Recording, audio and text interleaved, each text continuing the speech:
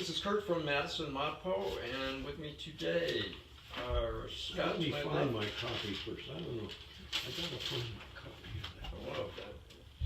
So while Lou is looking for his copy, we've got Scott on my left, Jim on my immediate right, then Roger, and Lou, who apparently has now found his copy. I have found my copy. So we're gonna read the poem, and each taking turns with a stanza. I'll start, and then we'll just go around counterclockwise. Slave Sale, New Orleans, by Charles Reznikoff.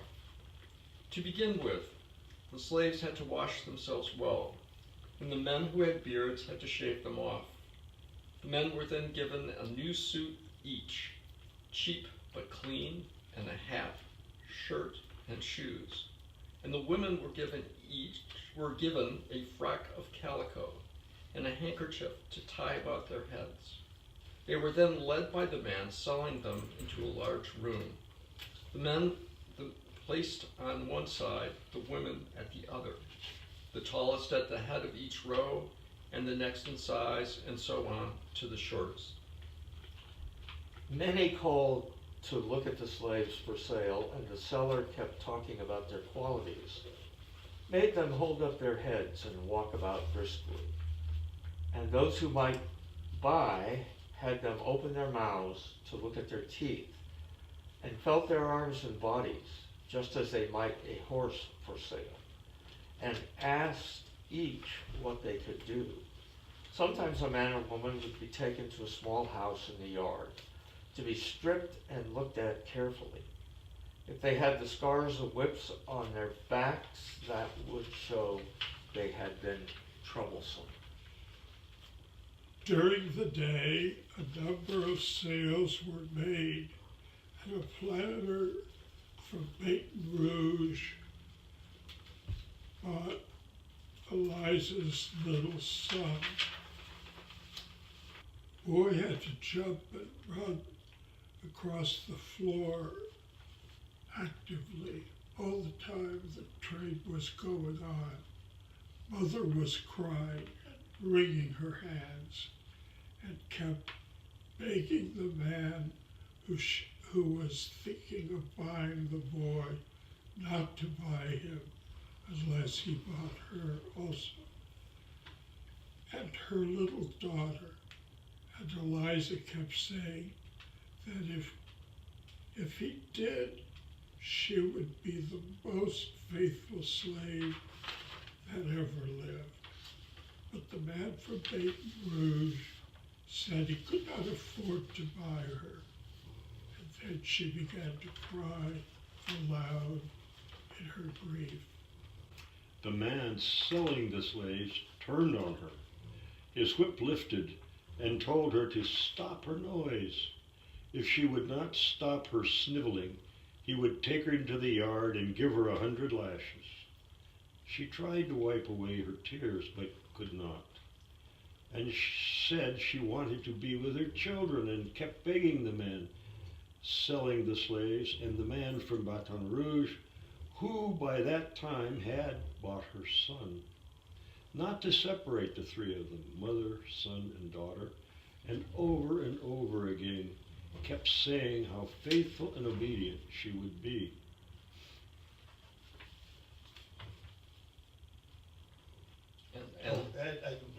And how hard she would work day and night. Anyway, well, moving on.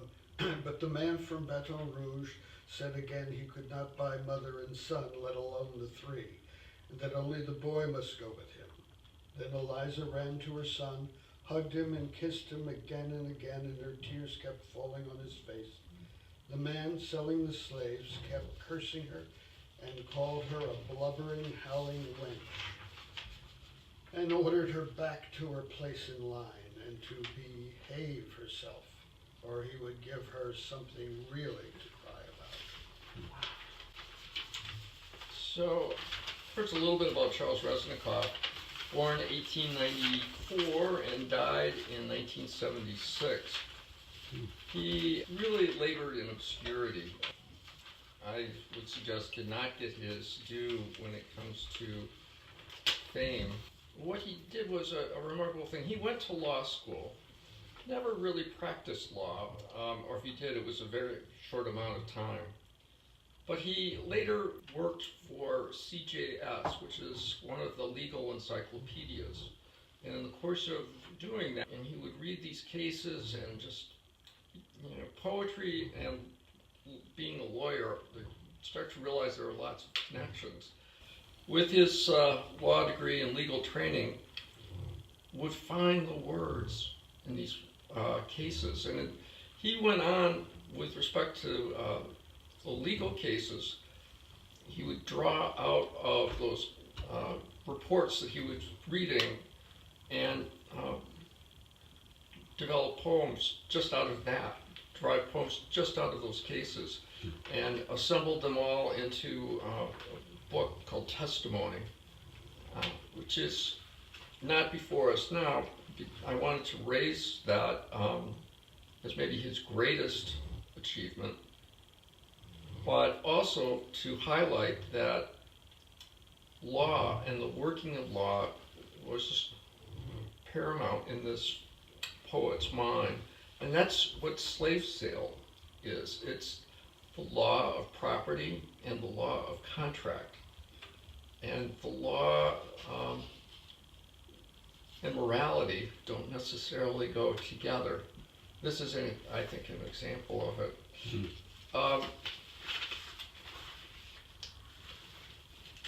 And rather than just now starting to go through the poem line by line, I want to hand out something first, but I want to draw your attention to the fact that the poem, rather than legal books, was derived from 12 Years a Slave. The narrative, the book, and then, the movie was just out a few years ago. When was that written, do you know? The book? The book was written in 1853 by okay. Solomon Northrup. I didn't realize it was that old. Yeah. So I dug out I went and got 12 Years a Slave and found the chapter that Reznikoff used as the basis of the poem. One more for you guys. Thank you. And I thought it might be interesting. So, you have here, this is the poem is a narrative poem. It tells a story. But it also falls into, I'd argue, a found poem, because he finds the words, the original words, from the text from this book. And then he uses his craft to turn it into poetry. He said, as to this exercise, and there were several that he pulled together, but he said, in editing the following episodes, I thought myself as a kind of archaeologist. I did not invent the episodes, but neither did the original writers, as in the writers were a witness to something that actually happened. I broke off the words I thought unnecessary, now and then substituting words I thought were more effective than the original wording. And if you read what you've given us, it tells the same story. Yeah. And it tells it in quite understandable language. That's right. But it doesn't have the impact as you can't visualize it nearly so clearly as what he's picked that's up. what Reznikoff pulled Yeah. together. Yeah, and when my wife and I talked about this, at first we said, why is that a poem?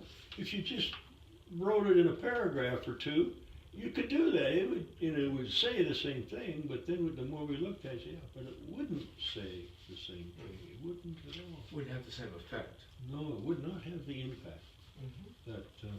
And I like how he, first of all, the word sale and sell, or some versions of that, appears again and again throughout the poem. These were objects, property for sale.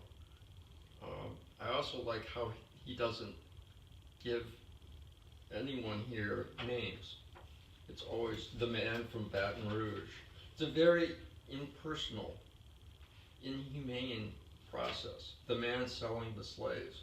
In the narrative, yes, the guy has a name. In here, he's the man selling the slaves. This is very Marxian in the sense of commodification of objects and capitalism. I love that. He names Eliza. That's the only name. Yeah, And that has great impact. yeah, the mom. The mom. She is, her crying, she is the most human at this moment of all the people acting. So, so thank you for that clarification that Eliza was named, but how appropriate that she was. And then the whole bit about the whip. The fact that if their backs were scarred, that would be a sign that they've been troublesome. Yeah, that he's been out of line. Yep. Maybe you don't want to mess with him.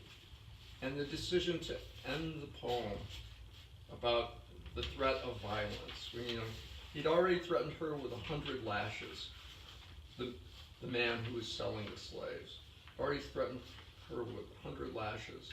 So when we get to the end, when he talks about, when that slave seller talks about ordering her back into line, behave herself, or he would give her something really to cry about. Something to really cry about. And that, in my mind, not gonna whip the daylights out of you.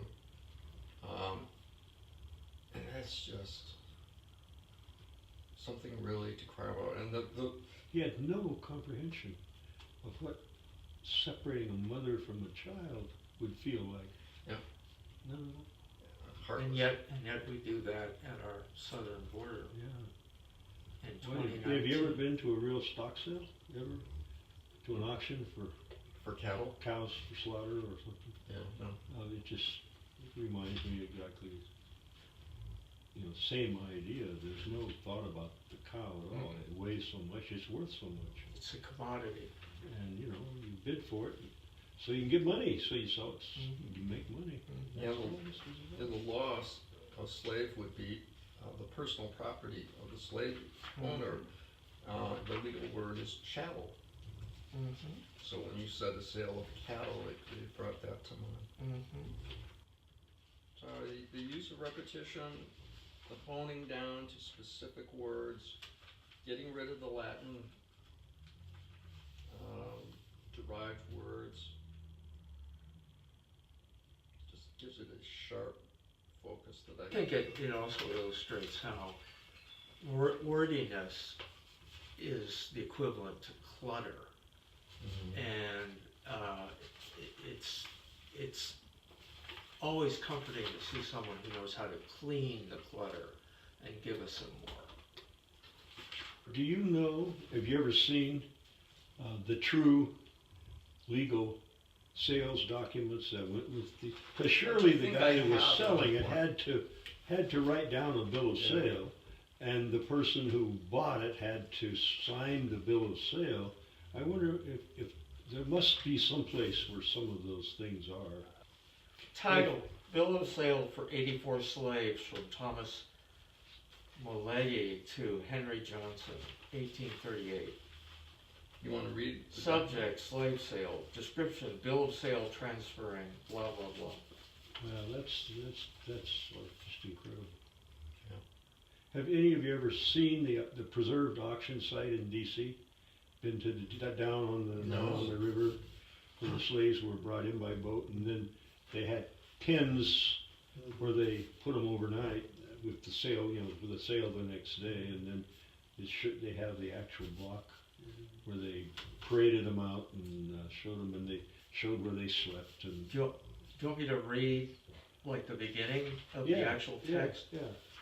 Know all men by these presents that I, Thomas F. Molady of Georgetown, District of Columbia, have bargained and sold, and by these presents do bargain, sell, and deliver unto Henry Johnson of the parish of St. James, state of Louisiana, the following Negroes, now on different plantations, to wit, at St. Inigo's, Henny, a Negro woman, 28, Regis, a man, 28, Joseph, 22, Harry, 40, Gabe, 28, Louisa, 23, and on and on. I thought it was a curious, because I had to read through what you gave us, but I was thinking about the man from Baton Rouge and how poetic that is, the man from the red stick. Right. But then I discovered that it was in reality. Anyway, I just thought Yeah, it was no, a I think so poetic too. coincidence. I think it's the understated quality. It's, like Dragnet, just the facts, man. And that's, Yep. I think that, given how emotional, how powerful the scene is, I think this sort of objective, understated way of providing the evidence That's a good point. makes it just all the more powerful.